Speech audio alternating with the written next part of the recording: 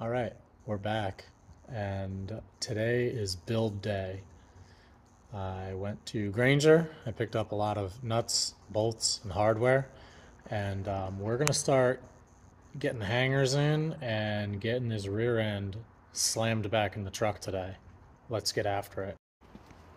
We got 7/16 flanged, grade 8, 1/2 inch 13 flanged, grade 8. And we got the crinkle threads to lock them down to go with them. It's going to be a good day. We got a second coat of paint on the frame. It's looking clean. I painted it this morning with a slightly heavier coat. I cut the paint a little bit more than I probably should have. I think I was at like 60% acetone. I am not a painter. I don't do it as a profession. I'm just winging it. Went on nice. It's got a nice shine to it. It's pretty much dry. I'm happy with how it laid. I got a couple little runs, but hey, I'm not the best. I got my gun sitting in with some acetone in the tank so I can clean it later. We're literally just using Rust-Oleum. That's it. Cheap Harbor Freight gun, cheap mixing things, acetone, that's it. Nothing crazy. I made sure to get plenty of filters, bought them for like 10 bucks on Amazon. Once again, I didn't go overboard with it. I got some extra fittings from Harbor Freight in case I needed them. It laid on good. I was happy with it, and I think I've only used like a third of this can. I couldn't ask for anything better. So what we're going to start working on is we're going to start getting all these hangers installed. These I just rattle canned.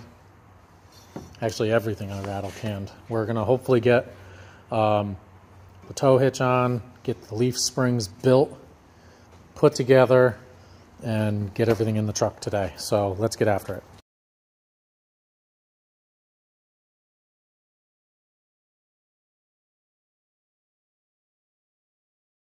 So here's what we've done. That was a couple days ago when I started it, and I really haven't been back to the shop since. But here's what we did. Got these on. I bolted this up. These I had to do simultaneously at the same time because it just sits funny. We did 1/2 inch 13. I believe I did 1¼ inch long. Flanged, grade 8. And I did the crinkle nuts on the inside. So they're locking.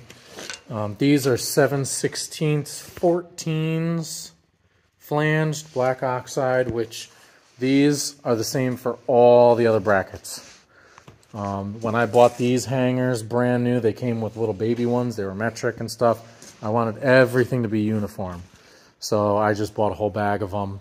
It was like 98 bucks for a 50 count of these, 225 bags of these, and then all the nuts that I need. So I got plenty of extra because I'm going to need them for the front shock tower mounts, and I'm going to need them here for the rear shock tower mounts whenever those come in.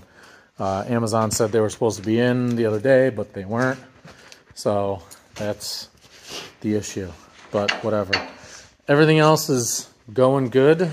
We're going to get over to the leaf spring that I mocked up for now because I need to figure out where I'm putting my clamps and how I'm doing it. This is the leaf setup that I got.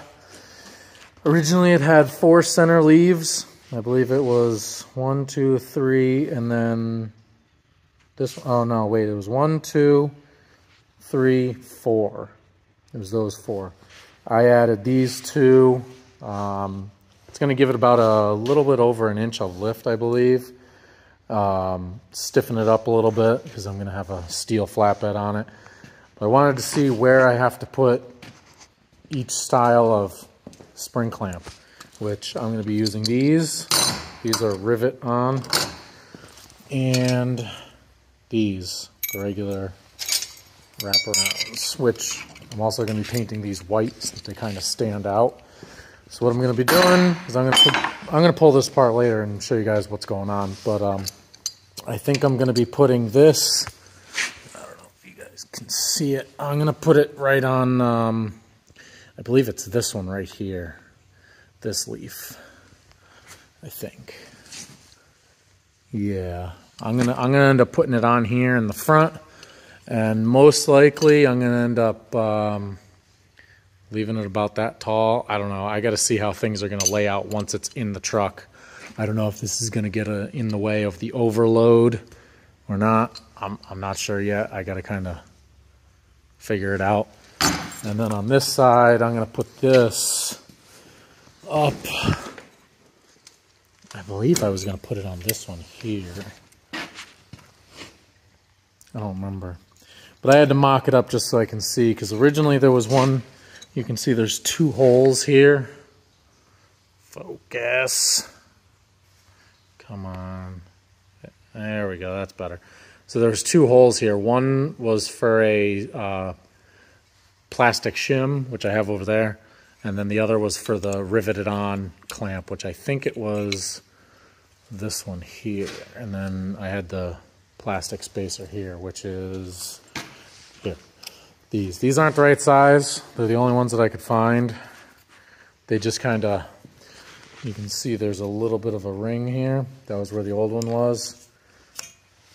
You can see it's kind of small, but whatever. It'll work. It'll get it done. So I think I'm going to end up just doing this one up here, and then that one I may end up even drilling a hole closer to the bottom here, and then mounting those. But I gotta, like I said, I mocked this up just so I can see what everything looks like. And what I'm going to do is I'm going to show you guys how to build this and put it together. Alrighty then, everything's taken apart and ready to get installed so you guys can see what's up. I've totally changed everything. I'm doing all these wraparound straps for the springs because, where's my clamp? I'll show you. The way this was going to lay out, I was going to have to cut off these top two holes, and where it was going to sit, it was literally going to be aimed right at the overload bump stop. So I'd have to cut this off and then drill a separate hole to go in between the overload leaf spring, the spacer, and then the top leaf spring. And if I ever get in a jam where I'm actually on the overloads and it's bending down, it would have hit the bolt on that. And yeah, so I'm not even doing it. I'm just going to be using these different locations, but whatever. So we got our bottom plate. It's reused. It's kind of thin and beat up, but I've seen guys not bother using them, but I'm going to be using it. And normally there's an isolator that goes, I forgot if it goes in between it or whatever. There's a big plastic isolator that goes down, I think on top of this, before the next leaf goes on, just as like a shim. They're isolators to keep it from squeaking and whatever. If somebody knows the actual reason for them, let me know. The two springs that I added to the pack, this one right here, I didn't cut this one or modify it. This came out of a leaf pack from an F250 extended cab 8-foot bed, because that had 5 center leaves, the overload, and the base. So this one literally just came right out of another pack. This was the other one that I cut. So I cut it a little shorter so that it sits behind this hole and that hole so that it doesn't get in the way of when I put isolators on. And the one thing that you need to make sure you remember is, you see how short that side is as compared to these sides? Make sure everything's lined up the same way. These are all the long sides, these are all the short sides. So, just gonna stack them on in here. And this one's going on here. And I need an isolator plate. Like I said, these are the wrong ones. I couldn't find the right size ones, but I think they're gonna work. They kind of slop around. I tried typing in all sorts of different stuff, but they're only about 1/2 inch on each side. So basically an inch smaller. It is what it is. If it doesn't work, it doesn't work. Whatever. I'm not gonna lose sleep over it, you know? That hole is gonna be for the little dimple on that, so I can't put an isolator in that one. This next leaf has 2 isolators in it.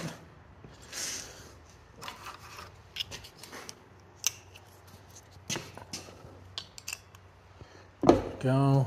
And then this one, the other one from the other pack that I'm going to be putting on afterwards is a little flat. It's a little worn out, you know. It's old. It ain't perfect. But whatever. I don't care. It's going to do what it needs to do. So we got that. We got 2 left. Let's see here. This one.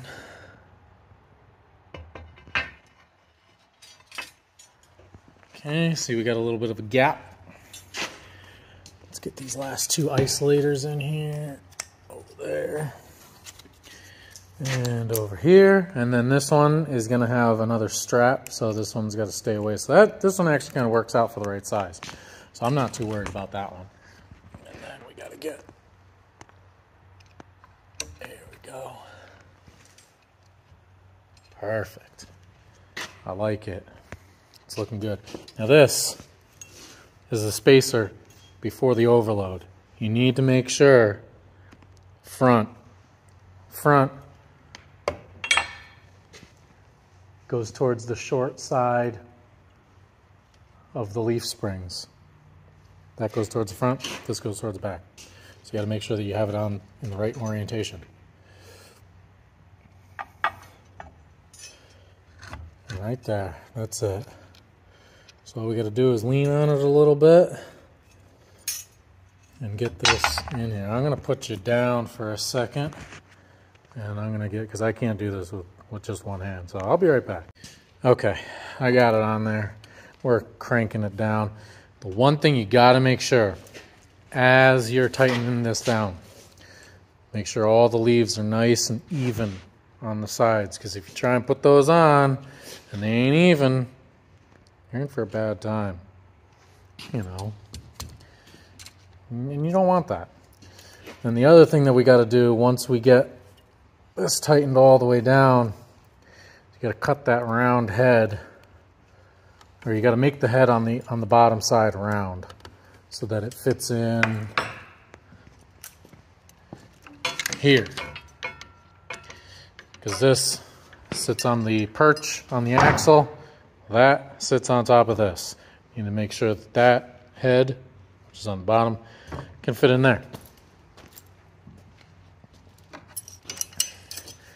Other than that, this is just about done.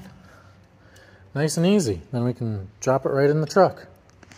So, one thing I wasn't thinking about when I was putting these leaf springs together was this hole. I know I had to make it the round, you know, to fit in there, but I had a washer under here because these bolts are not the right size bolts for this.